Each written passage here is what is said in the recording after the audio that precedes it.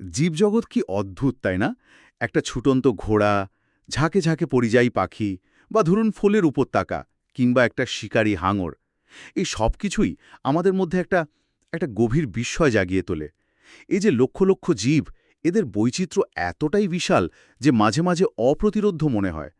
বিজ্ঞানীরা এই বিশাল জীববৈচিত্র্যকে কিভাবে বোঝেন আর কিভাবে তাকে একটা সুসংগঠিত রূপ দেন? আজ আমরা এনসিইআরটির একাদশ শ্রেণীর জীববিজ্ঞানের প্রথম অধ্যায় দ্য লিভিং ওয়ার্ল্ড বা জীব জগতের উপর ভিত্তি করে এই বিষয়টি নিয়ে এক বিশদ আলোচনায় নামব। খুব সুন্দর একটা সূচনা। আর এই আলোচনার মূল উদ্দেশ্যটাই হল জীবজগতের এই বিশালতাকে একটা একটা যৌক্তিক কাঠামোর মধ্যে নিয়ে আসা। ঠিক। আমরা দেখব কিভাবে একটা সামান্য পোকামাকড় থেকে শুরু করে একটা বিশাল নীল তিমি পর্যন্ত প্রত্যেকটা জীবকে একটা নির্দিষ্ট নামে ডাকা হয়, একটা নির্দিষ্ট শ্রেণীতে ফেলা হয়। তবে এই সব কিছু বোঝার আগে অধ্যায়ের একেবারে গোড়া প্রশ্নটা নিয়ে ভাবা যাক। জীবন আসলে কি? ঠিক তাই। অধ্যায়ে যেমন বলা হয়েছে, এই প্রশ্নের দুটো দিক আছে, একটা প্রযুক্তিগত বা বৈজ্ঞানিক, আর অন্যটা দার্শনিক। আমরা দার্শনিক দিকটা আপাতত এড়িয়ে যাব। হ্যাঁ, আমরা বিজ্ঞানের চোখে জীব আর জড়ের মধ্যেকার আসল পার্থক্যটা বোঝার চেষ্টা করব। আচ্ছা, আমাদের চারপাশে তো লক্ষ লক্ষ জীব। অধ্যায়ে বলা হয়েছে এখনো পর্যন্ত প্রায় 1.7 থেকে 1.8 মিলিয়ন, অর্থাৎ 17 থেকে 18 লক্ষ প্রজাতিকে শনাক্ত করা হয়েছে। হ্যাঁ, প্রায় 18 লক্ষ। এই বিশাল সংখ্যাটাই তো জীববৈচিত্র্য বা বায়োডাইভার্সিটি। কিন্তু এত বৈচিত্র্যের মধ্যে থেকে নির্দিষ্ট কোনো একটা জীবকে নিয়ে আলোচনা করতে গেলেই তো একটা বড় সমস্যা হয়, তাই না? ঠিক এখানেই আসল চ্যালেঞ্জটা শুরু হয়। সমস্যাটা হলো স্থানীয় নাম। ও আচ্ছা। যেমন ধরুন, আমরা যাকে কুকুর বলি, ইংরেজিতে তাকে ডগ বলে, আবার জার্মানিতে হুন্ড। এটা তো গেল ভিন্ন ভাষার কথা। একই দেশের মধ্যেও কিন্তু বিভিন্ন অঞ্চলে একই প্রাণীকে বা উদ্ভিদকে আলাদা আলাদা নামে ডাকা হয়। হ্যাঁ, তা তো হয়। এতে বিশ্বজুড়ে বিজ্ঞানীদের মধ্যে যোগাযোগে একটা বিরাট বিভ্রান্তি তৈরি হওয়ার সম্ভাবনা থাকে। ভাবুন তো, এক দেশের বিজ্ঞানী একটা নির্দিষ্ট গাছ নিয়ে গবেষণা করছেন, আর অন্য দেশের বিজ্ঞানী বুঝতেই পারছেন না কোন গাছের কথা বলা হচ্ছে। একদম, কারণ নামটা যে আলাদা। তার মানে একটা সার্বজনীন ব্যবস্থা দরকার ছিল যেটা এই বিভ্রান্তি দূর করবে। ঠিক তাই। এই সমস্যার সমাধানের জন্যই একটা প্রমিত বা স্ট্যান্ডার্ডাইজড নামকরণ পদ্ধতির প্রয়োজন হয়ে পড়ল, যাকে আমরা বলি নামকরণ বা নমেনক্লেচার। নোমেনক্লেচার। তবে নামকরণ তখনই সম্ভব যখন জীবটিকে সঠিকভাবে বর্ণনা করা হয় এবং আমরা নিশ্চিতভাবে জানি যে নামটি কোন জীবের সাথে যুক্ত। এই প্রক্রিয়াটিকে বলা হয় শনাক্তকরণ বা আইডেন্টিফিকেশন। আচ্ছা। এই পুরো ব্যবস্থাটাকে একটা নিয়মের মধ্যে আনার জন্যই আন্তর্জাতিক কিছু সংস্থা তৈরি হয়েছে। উদ্ভিদের জন্য? উদ্ভিদের জন্য রয়েছে international code for botanical nomenclature, ICBN। হ্যাঁ, আর প্রাণীদের জন্য international code of zoological nomenclature, ICHN। এই নিয়মগুলোই নিশ্চিত করে যে প্রতিটি জীবের একটাই মাত্র বৈজ্ঞানিক নাম থাকবে, একটাই, যা সারা বিশ্বে স্বীকৃত হবে। আর এই বৈজ্ঞানিক নামকরণের সবচেয়ে জনপ্রিয় আর স্বীকৃত পদ্ধতিটি হল দ্বিপদ নামকরণ বা বাইনোমিয়াল নমেনক্লেচার, যা ক্যারোলাস লিনিয়াসের অবদান। হ্যাঁ, এই পদ্ধতিটা তো বিজ্ঞানের ভাষাটাকেই বদলে দিয়েছিল। চলুন এই পদ্ধতিটা একটু ভেঙে আলোচনা করা যাক। অবশ্যই। এই পদ্ধতিটা দেখতে সহজ হলেও এর পেছনের ভাবনাটা ছিল বৈপ্লবিক। এই পদ্ধতিতে প্রত্যেকটা জীবের নামের দুটো অংশ থাকে। দুটো অংশ, ঠিক। যেমন আমাদের খুব পরিচিত ফল আমের বৈজ্ঞানিক নাম হল ম্যাঞ্জিফেরা ইন্ডিকা। ম্যাঞ্জিফেরা ইন্ডিকা। এখানে প্রথম অংশ ম্যাঞ্জিফেরা হল গণ বা জিনাস, আর দ্বিতীয় অংশ ইন্ডিকা হল প্রজাতির নাম বা স্পেসিফিক এপিথেট। এই দুয়ে মিলে তৈরি হয় একটা পূর্ণাঙ্গ বৈজ্ঞানিক নাম। এই নামকরণের কিছু সুনির্দিষ্ট নিয়মও বইতে উল্লেখ করা আছে। আমার একটা প্রশ্ন ছিল, এই নিয়মগুলো এত কঠোরভাবে পালন করা হয় কেন? মানে, নামের অক্ষর ছোট হবে না বড় হবে, বা বাঁকা করে লিখতে হবে, এগুলোর পেছনের কারণটা কি? খুব ভালো প্রশ্ন।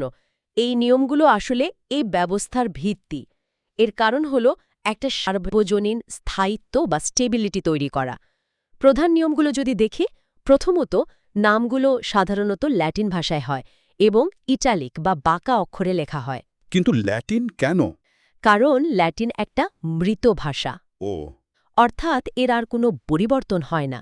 ফলে আজ থেকে ৫০০ বছর পরেও ম্যাঙ্গিফেরা ইন্ডিকা বলতে ঠিক একই জিনিস বোঝানো হবে।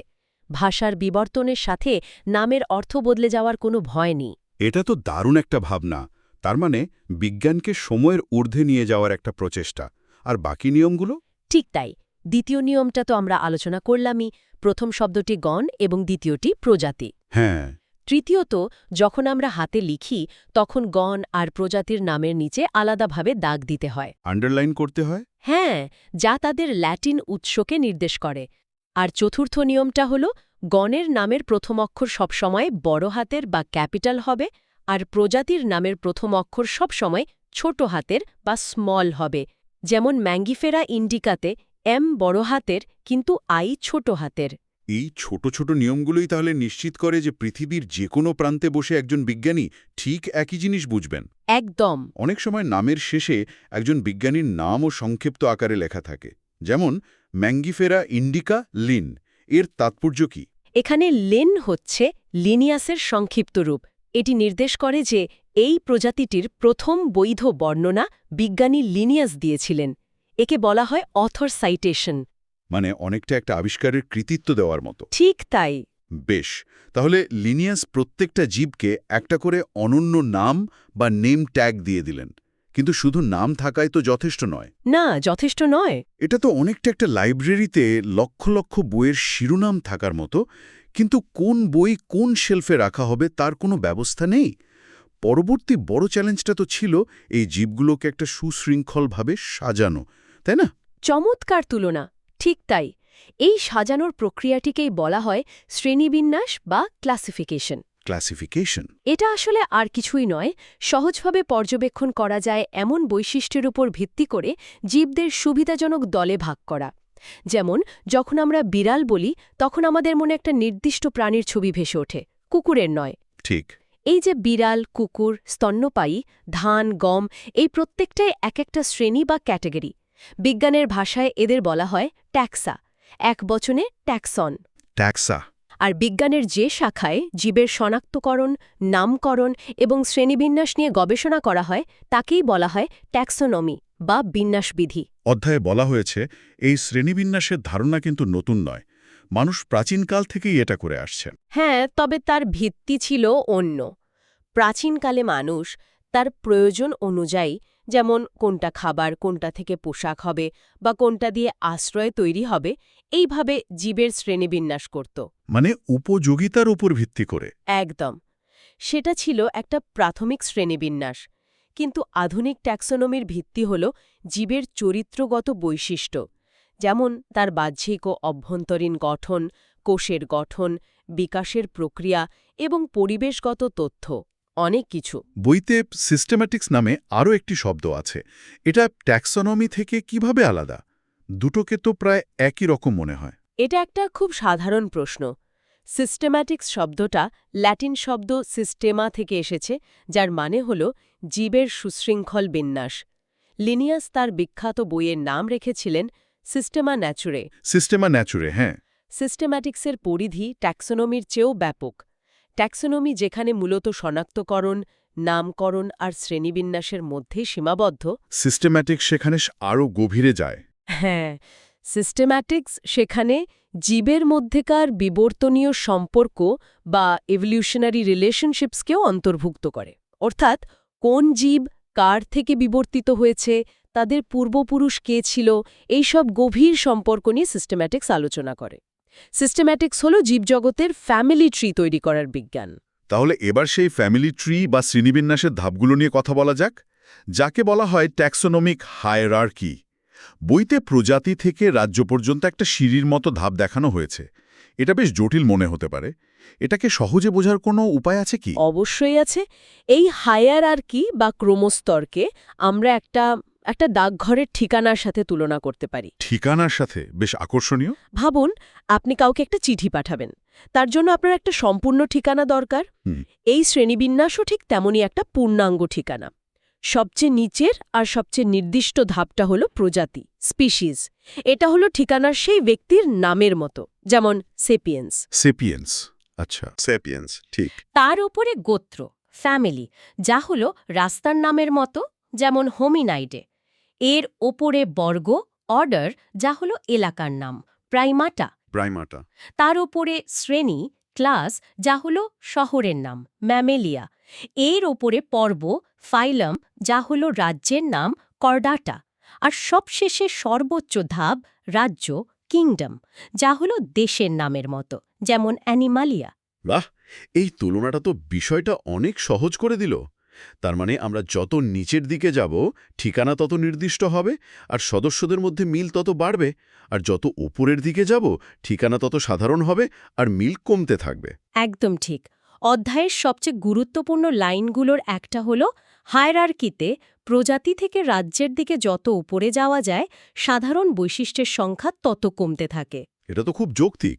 হ্যাঁ, একটা প্রজাতির সদস্যদের মধ্যে যত মিল, যেমন সব মানুষের মধ্যে, হোমোসেপিয়েন্সের মধ্যে, একটা রাজ্যের সদস্যদের মধ্যে যেমন একটা মানুষ আর একটা পোকামাকড়ের মধ্যে ততটা মিল নেই, যদিও তারা দুজনেই অ্যানিমালিয়া রাজ্যের অন্তর্ভুক্ত। আপনি প্রজাতির কথা বললেন, যেটাই হায়ারার্কির একেবারে মূল একট। কিন্তু একটা প্রজাতি আসলে কি? আমরা কিভাবে বুঝব যে দুটো জীব একই প্রজাতির? এটা কি শুধু দেখতে একরকম হওয়ার ওপর নির্ভর করে? এটাই জীববিজ্ঞানের অন্যতম মৌলিক একটা প্রশ্ন। আর এই প্রশ্নের উত্তর খুঁজতেই আমাদের পরিচয় হয় আর্নস্ট মায়ারের সাথে, যাকে বিংশ শতাব্দীর ডারউইন বলা হয়। ঠিক অধ্যায়ের শুরুতেই তার কথা বলা আছে।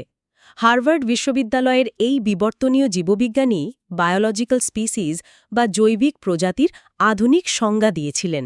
কি ছিল সেই সংজ্ঞাটা? তার মতে প্রজাতি হল এমন একদল জীব যারা নিজেদের মধ্যে প্রজনন করে প্রজননক্ষম সন্তান উৎপাদনে সক্ষম, কিন্তু অন্য প্রজাতির জীবের সাথে তা পারে না। তার মানে চেহারা বা বাহ্যিক মিলের চেয়েও প্রজননগত বিচ্ছিন্নতাই, রিপ্রোডাক্টিভ আইসোলেশন, প্রজাতির মূল ভিত্তি। একদম। একটা সিংহ আর একটা বাঘ দেখতে কিছুটা একরকম হলেও তারা ভিন্ন প্রজাতি, কারণ প্রকৃতিতে তারা মিলিত হয়ে প্রজননক্ষম সন্তান তৈরি করে না। আর্নেস্ট মায়ারের এই ধারণা তো ট্যাক্সোনমিকে একটা নতুন দিশা দিয়েছিল। নিঃসন্দেহে। তিনি প্রজাতির উৎপত্তির বৈচিত্র্যকে বিবর্তনীয় জীববিজ্ঞানের কেন্দ্রীয় প্রশ্ন হিসেবে প্রতিষ্ঠা করেছিলেন। তার কাজ শুধু ট্যাক্সোনমি নয়, পক্ষীবিজ্ঞান থেকে শুরু করে জীববিজ্ঞানের দর্শন পর্যন্ত বিস্তৃত ছিল। তার সম্মাননার কথাও তো লেখা আছে। হ্যাঁ, জীববিজ্ঞানে তার অবদানের জন্য তাকে Balzan prize, international prize for biology এবং ক্রফোর্ড প্রাইজে এই তিনটি সর্বোচ্চ পুরস্কারেই সম্মানিত করা হয়েছিল, যা জীববিজ্ঞানের ট্রিপল ক্রাউন নামে পরিচিত। দারুণ। চলুন এবার হায়ারার্কির ধাপগুলো অধ্যায়ের উদাহরণ দিয়ে আরেকটু পরিষ্কার করে নিই। যেমন বাঘের ক্ষেত্রে। অবশ্যই, বাঘের বৈজ্ঞানিক নাম প্যান্থারা টাইগ্রিস। এখানে টাইগ্রিস হল প্রজাতি, আর গণ হল প্যান্থেরা। হ্যাঁ, এই একই গণে সিংহ, প্যান্থেরা লিও এবং চিতাবাঘও প্যান্থেরা পারদুস রয়েছে। এদের মধ্যে অনেক মিল দেখা যায়। এখন এই প্যান্থেরা গণ এবং বিড়ালের গণ ফেলিস দুটোকেই ফেলিডেই গোত্রের মধ্যে রাখা হয়েছে। ফেলিডেই গোত্র। আবার কুকুরের গোত্র কিন্তু আলাদা, ক্যানিডে। কিন্তু একটা বিড়াল আর একটা কুকুরের মধ্যে তো বেশ কিছু মিল আছে, যেমন দুটোই মাংসাশী। ঠিক, এই মিলের ওপর ভিত্তি করেই ফেলিদি মানে বিড়াল গোত্র এবং ক্যানিডে মানে কুকুর গোত্র উভয়কেই কার্নিভোরা বর্গের অন্তর্ভুক্ত করা হয়েছে। কার্নিভোরা, আচ্ছা। আবার কার্নিভোরা বর্গ যেখানে বাঘ, কুকুর আছে, এবং প্রাইমেটা বর্গ যেখানে বানর, মানুষ আছে, এই দুটোকেই ম্যামালিয়া বা স্তন্যপায়ী শ্রেণীর মধ্যে রাখা হয়েছে।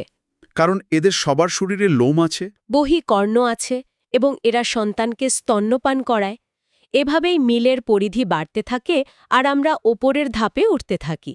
অধ্যায়ের সারণী ১.১-এ মানুষ, সাধারণ মাছি, আম এবং গমের শ্রেণীবিন্যাস যেভাবে দেখানো হয়েছে তা এই পুরো ধারণাটাকে খুব স্পষ্টভাবে তুলে ধরে। সব মিলিয়ে এই যে এত জটিল একটা শ্রেণীবিন্যাস পদ্ধতি, এর আসল গুরুত্বটা কি? কেন এটা জীববিজ্ঞানের জন্য এত এত অপরিহার্য? দেখুন, এই পদ্ধতি ছাড়া আমরা জীবজগতের বিশালতাকে বুঝতেই পারতাম না। ট্যাক্সোনমি বা বিন্যাসবিধি আমাদের জীববৈচিত্র্যকে সঠিকভাবে বুঝতে সাহায্য করে। এর জ্ঞান কৃষি, বনবিদ্যা, শিল্প এবং আমাদের জৈব সম্পদ ও তাদের বৈচিত্র্য সম্পর্কে জানার জন্য অত্যন্ত জরুরি।